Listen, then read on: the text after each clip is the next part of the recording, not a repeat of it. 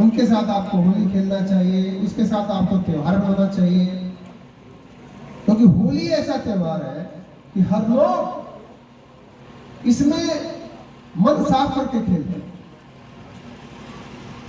और अपना भी मन साफ करके हमें गांव गांव में यह त्योहार को मनाना चाहिए।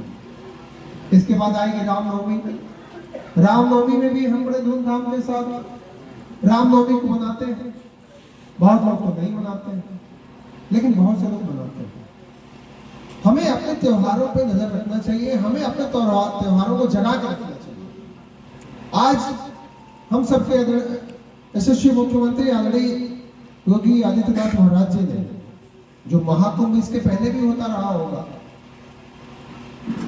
इसके पहले भी कई वर्षों से पहले से महाकुंभ होता रहा होगा, लेकिन जो आज 2025 का महाकुंभ हुआ, दुनिया में जगा दिया सनातन धर्म को। सनातन धर्म जग गया। 65 करोड़ से ज्यादा लोग जा करके स्नान किए। वो तो गंगा में कहीं भी डुबकी लगा सकते थे, लेकिन लोगों का आस्था का विषय था कि हमें प्रयाग में जाना है, हमें त्रिवेणी घाट पर ही स्नान करना है। चाहे बड़ा हो, छोटा हो, चाहे पैसे वाला हो, चाहे गरीब हो, हर वर्ग के लोग जाकर के वहां स्नान किए। अभी मैं कुछ दिन पहले, होली के एक दिन पहले, हम लोग मुख्यमंत्री जी से मिले। हमने कहा महाराज जी, आपने देश में नहीं दुनिया में सनातन धर्म को जगा दिया। वही सच्चाई है। ये किसकी वजह से हुआ? इस सरकार की वजह से हुआ। ऐसा हमारा मुखिया, ऐसा हमारा प्रदेश का नेतृत्व करने वाला व्यक्ति, सरकार में पहले भी लोग थे, पहले भी भाजपा की सरकार थी, पहले भी और लोगों की सरकार थी, विचारधारा के लोग रहे होंगे, लेकिन इतनी बड़ी ताकत, इतनी बड़ी एनर्जी लोगों को नहीं मिली। देश के लोगों को विश्वास हुआ, हर समाज के लोग जाकर के वहां पे स्नान करने का काम किया और अच्छे से स्नान करके लोग लौटे। लोगों ने बताया कि जिस तरह की वहां की व्यवस्था, जिस तरह की वहां की सारी चीजें थी, एक घटना भी हो गई उसमें, कुछ लोग कुचल करके मर गए। दुर्भाग्य ही था, वो एक दुर्भाग्य ही था कि घटना हो गई। और घटना कैसे हुई ये सभी लोग नहीं जानते, बहुत लोग जानने की भी कोशिश नहीं करते हैं।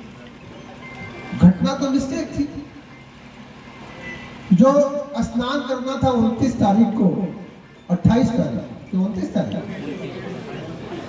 तो रात को जिनको स्नान करना था वो जाकर के नदी के किनारे पहले से सो गए कि हम उठे के तुरंत स्नान कर लेंगे, तो जाके सो गए। तो बैरिकेडिंग कर दिया गया, लोग सोए हैं, बैरिकेडिंग कर दिया गया। जब स्नान के लिए वहां छोड़ा गया, बोला गया कि ठीक है स्नान चालू हो गया, शाही स्नान, वो लोग देखे ही नहीं कि लोग सोए हैं, वो लोग दौड़ के उनके ऊपर चढ़ गए। यही मिस्टेक हुआ। घटना हुई, तमाम परिवार के लोग उस घटना में हम सबके बीच में नहीं रहे, लेकिन हम सबके मुख्यमंत्री जी ने उनके परिवार को 25-25 लाख रुपए, 25 लाख या 50 लाख, 25-25 लाख रुपए उनके परिवार को दिया। वो बुजुर्ग थे, नौजवान थे, बच्चे थे। भाई किसी के परिवार का कोई भी मरता है, दुख तो होता है, चाहे वो बच्चा हो, चाहे वो बुजुर्ग हो, लेकिन इतनी बड़ी चीजों को मुख्यमंत्री जी ने अपने तरीके से हैंडल किया। लगातार उनकी जो सोच थी कि लगातार उस कार्यक्रम में जाते थे, हर एक हफ्ते बाद पहुंचना,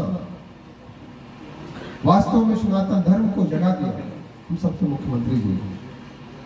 और यह धर्म, हमारा धर्म आज का नहीं, हमारा धर्म का इतिहास बहुत पहले से, इसके बाद ही सारे धर्म आए होंगे, लेकिन सनातन धर्म सबसे पहला धर्म है। और हम सबसे कहेंगे, सबको अपने सनातन धर्म से जुड़ के रखना चाहिए। हमारी विचारधारा भले अलग हो, हम कहीं ओढ़ देते हो, कहीं कोई इधर उधर जाता हो, लेकिन अपने धर्म के प्रति आस्था जरूर होनी चाहिए। अगर हमें अपने धर्म के प्रति आस्था होगी तो हमारी आने वाली पीढ़ियां भी इस चीज को याद रखेंगी, तो हम गुलाम नहीं हो पाएंगे। जब अपने धर्म को हम छोड़ते हैं जब हमारे धर्म पे आघात होता है, जब हमारे धर्म के साथ अत्याचार होता है, तभी कोई ताकतें आके हमें कमजोर कर देती है। हमारे सनातन धर्म पे चाहे जितने भी शासक रहे, चाहे अंग्रेज रहे, चाहे मुगल रहे, या जितने भी शासक रहे, वो सब आए तो आपके धर्म पे ही सबसे पहले चोट करो। और उनका ये विषय था शिक्षा और धर्म पे चोट करो और हिंदुस्तान की ताकत को कमजोर कर दो। और वही उन लोगों ने किया। तभी तो हिंदुस्तान 1000 वर्ष तक गुलाम था। कौन लोग थे गुलाम? आपके पूर्वज थे, हम लोग के पूर्वज ही गुलाम थे, गुलामी झेले। तो कम से कम हम लोग तो अपने आने वाली पीढ़ियों के लिए अच्छा सोचे, अच्छा करें। त्योहार हम मनाते हैं तो त्योहार के माध्यम से ही लोगों को जगाने का काम करें, एक दूसरे का सहयोग करने का काम करें,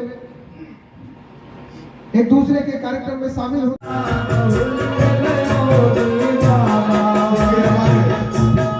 मुझे बड़ा वाले बनाकर मैंने भैया जी की तरफ से 1000 रुपए का आशीर्वाद और हमारे सोनू जी की तरफ से 100 रुपए का आशीर्वाद।